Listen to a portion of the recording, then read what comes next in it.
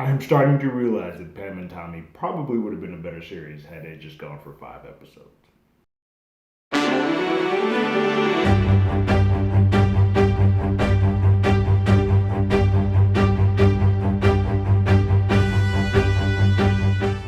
Hello, everyone. Terrence here with Hollywood Already Did It. If you haven't already, go ahead, like, share, subscribe. Go ahead and comment. Ring that bell below anytime we have something. You will be among the first to know. This is a series that feels like it's spinning its wheels.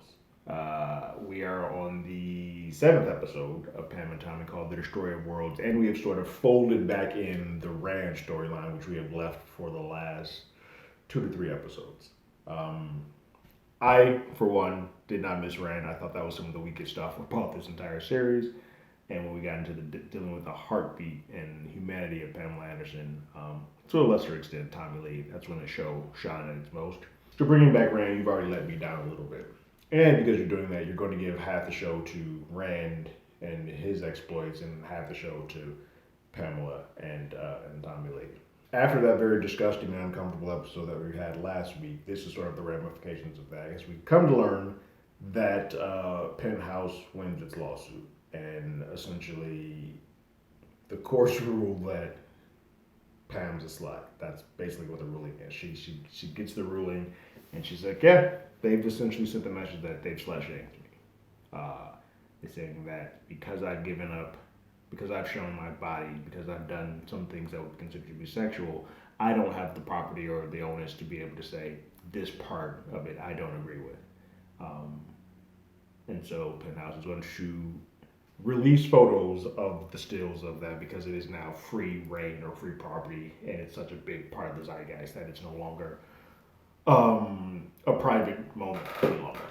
Pisses Pam off. Tommy and the lawyer kind of like, oh, we understand. They do that weird thing, like, oh, we understand, but no one, like, she cuts them off. No one actually understands, specifically men. Um, they think of these women as properties, and once they become sexualized, it's even more. They get more turned into that object. So amidst all of this, Pam has to do her barbed wire press run. She asked her press secretary, her press person for barbed wire before she's about to go out and do this press conference. Like, hey, do you think they'll ask about the questions? She's like, well, if they're going to definitely ask you about these questions, and she goes out. She gets filled with some of the softball, normal questions to do, like you do action, but then there's going to be this one guy who's just hitting home and hitting home, and she sort of has to put him in his place.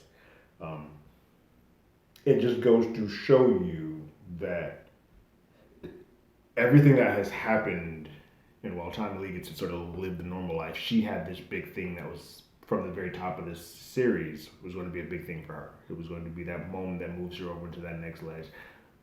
Never mind how barbed wire actually is as a film. We're looking at this as what this meant for her, and she didn't get to enjoy this because she's being bombarded with this question about this private moment, this sex tape that keeps getting brought up. And it comes to a head with the interview that sort of started at the beginning of the series and has sort of always been in the background when they kept showing the Tonight Show clips. She goes to Jay Leno, and Jay Leno is being super uber disgusting. She's there to promote barbed wire. Tom Lee's in the back with the publicist, and he starts asking about the tape. And Pamela handles it as best as she could with grace. Tom Lee is ready to go rip Jay's face off. And in that moment, Pam basically says, you can't take this away from me, too. I can't lose this. She sets him straight and said, this isn't about you. This is about me. And she has to go up there. And even in the midst of everyone throwing dirt on her name, being the quote unquote slut, all of this, she has to keep her head high because she wants them to still respect her and take her to at least for some form of seriousness and enjoy her craft. And she wants to enjoy this moment. But even then, when she goes to the premiere for Barbed Wire, she's having a good time.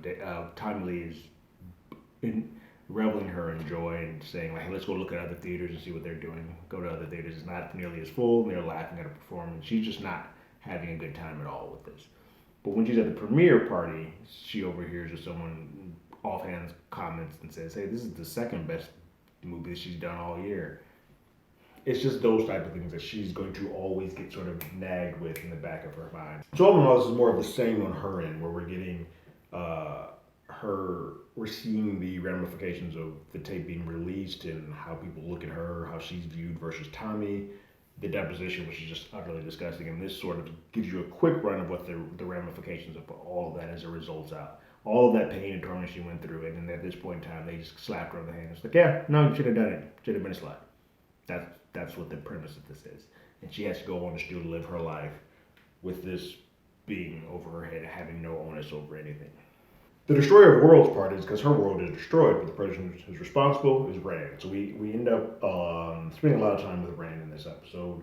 We pick back up. He is kind of still butthurt that people are stealing what he made, what is his, and giving it all for without sort of giving him any compensation for it. And but he's also sort of hiding.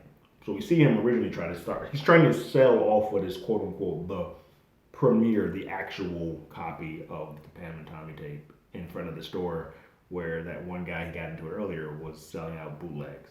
And the guy asked him point blank, like, what does make your tape the original and his not? Because when you get in the tape form and you're copying, there's no way to really see an original. It's not like an NFT where you're like, that coded, that's the very first one that's ever existed.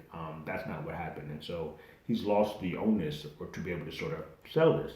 That gets back to the mob who has fronted all of this with Uncle Milty and Rand. And Butchie learns from one of his workers, one of his right-hand men, that he's like, people are getting these Pamela Anderson tapes all the time. Like, they're everywhere. Like, we should be hand over fist. And he's like, I haven't seen it. He's basically thinking to himself, I've not seen any of this money. So go find Milty. And they can't find Milty because Milty's off in Amsterdam living his best life. But he's like, all right, cool. They go find his partner. And he does. And they bring his partner in. And they kind of rough him up a little bit. Make him eat some vodka soaked spoiled cherries and bust up his knee. But they're basically like, hey, yo, I don't know if you're lying, if you're an idiot, but Milton's not where he says he is. And he's like, no, he's in Antwerp working on our money. Or he says he has Amsterdam. Thinking, because he's an idiot, that Amsterdam is where you go to like get gold and all that stuff. And Butchie lets him know that no, Milty's, as a man of who he is, he's out there spending the money that you've earned, that you've quote unquote made, and blowing it on hookers and blow. And you're not going to see him. You're not going to get a minute of this. He starts kind of spiraling out and freaking out. He's trying to call Milty left and right. He finally gets a hold of him by lying, by tricking the system a little bit. And Milty picks up. They talk. And Milty doesn't even know who he is by hearing his voice at first. Like, he is so gone that whatever he's doing in his life, he doesn't hear it. And you can hear Rand kind of just like be disappointed and hang up the phone before Milty can even get a chance to come up with a lie to explain himself out of it. Here's the issue that I have, and like this becomes where I don't know what's real versus not.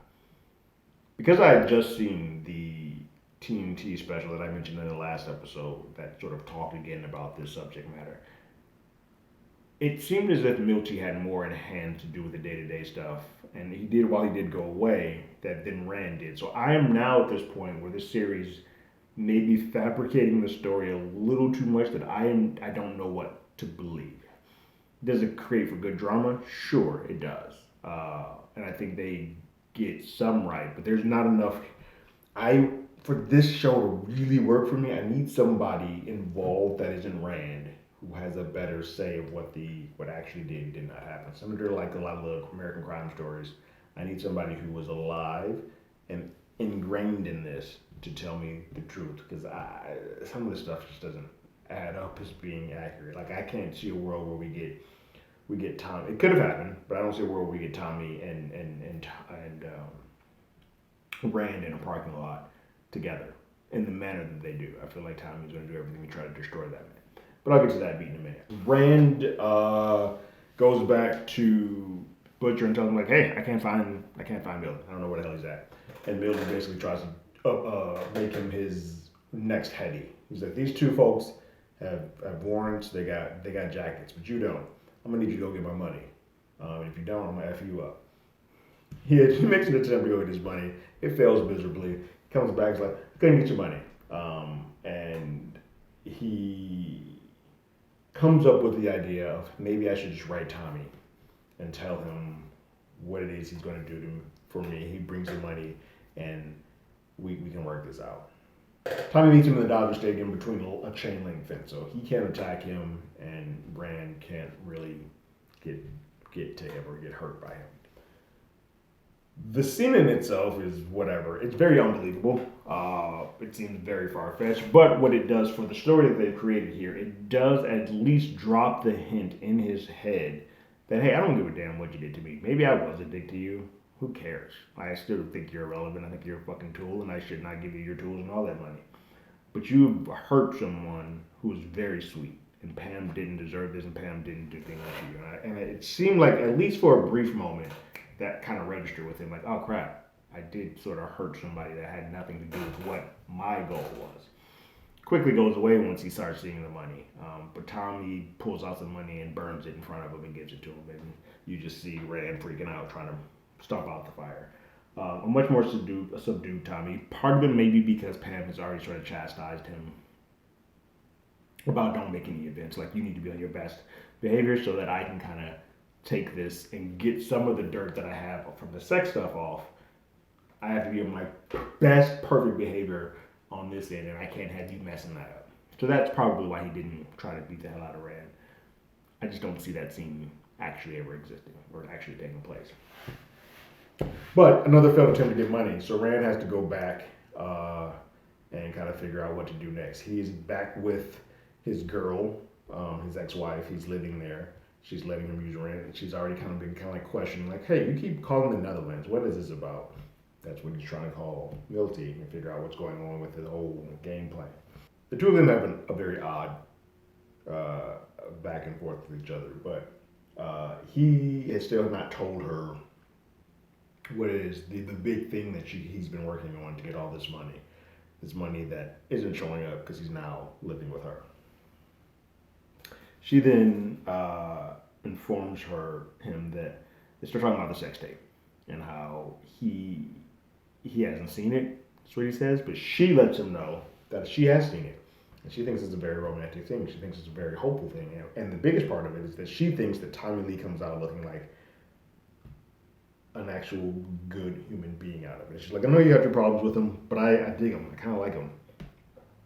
He's not feeling that, and in that, he then tells her that, hey, yo, I'm responsible for the tape.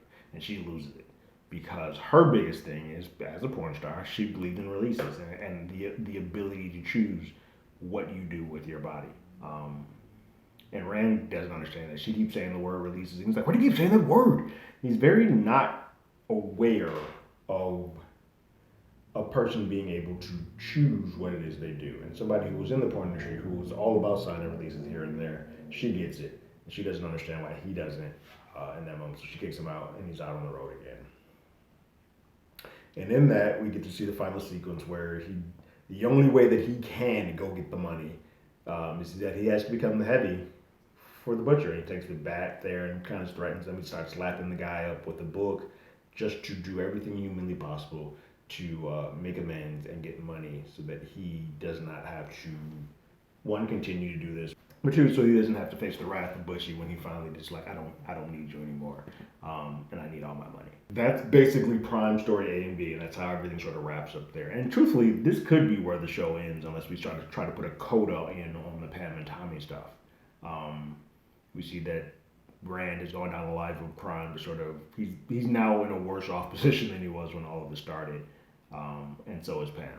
And so nothing good came of any of this. He still has no money. He is still dead dog broke. Now he's worse off because he's working for somebody who's got some unsavourable methods. Pamela is in a terrible spot. She's got a brand new movie out, but she can't really celebrate, and she's pregnant, but she's having a hard time because everyone's looking at her as if she's the worst human being in the world. Tommy Lee is probably the one who comes out the best out of all of this, which sucks. But all that ends, we sort of get a button on at the end of this, because earlier in this series we saw the tech genius or webcam genius who was coming up with these ideas about doing sex cams. But recently, cams have been dropping, so he's now just been sort of pondering the new step to make these webcams become profitable. It's interesting because I don't know what that has to do with anything. I don't know where Pam and Tommy's tape or what this all does for that, but clearly, for this to be the button of this episode, is going to lead to something. All in all, a very okay episode. I didn't spend enough time with the characters that I care about. I don't give a rat's ass about Rand, so spending time with him, he's just an unsavable person. Him getting his knee busted open is like the greatest thing that should happen and could happen, so I don't care. What I do love is a little hidden gem is that the director of this is Lake Bell. Lake, for me, I know Lake mostly from Boston Legal back in the day, but she's gone on to do a bunch of other things, No Strings Attached, so a lot of films. She was a victim of I want to say 2014. It's the middle of the tens, where there was a pretty massive leak and hack of a lot of celebrity, male and female, but mostly female, cameras, and that they had personal photos that were stolen and released into media. And she also, she also lost her trial, similar to like how Pam lost her stuff. So it just shows you that nothing has really changed and come full circle. So she's the director of this episode, which I think she probably took it on for that reason. It sort of fits. I think that is why she sort of said that she wanted to do this particular episode out of the series. And why I think at the end of the day, while it is probably hurtful and it would have been better if Pam was involved so she could kind of get some cathartic moments out of this, I think the point of this series is kind of put light on that not a lot of things have changed in this moment. While the medium may have changed, while we're not using sex tapes, we're showing naked photos and personal videos that they have put on their phone. The method may be different, but the way that it is done is the same, and it still has the same damaging effect.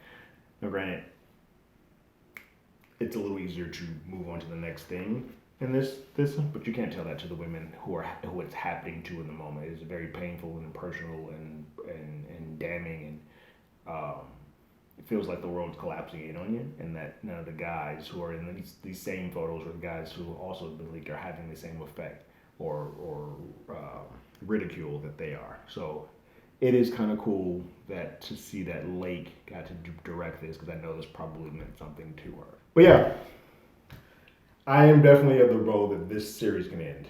I think I've gotten all that I can get out of this. There's nothing really else that they can give me. The more that we spend on Rand, I don't care. I think we have gotten, other than me trying to see Pamela now or more current to see some of the endeavors that she's doing in present day, I don't really have anything else that this series is going to bring to me that I am all that interested in. We sort of spun our wheels. But what do you guys think of this last episode, Destroyer of Worlds?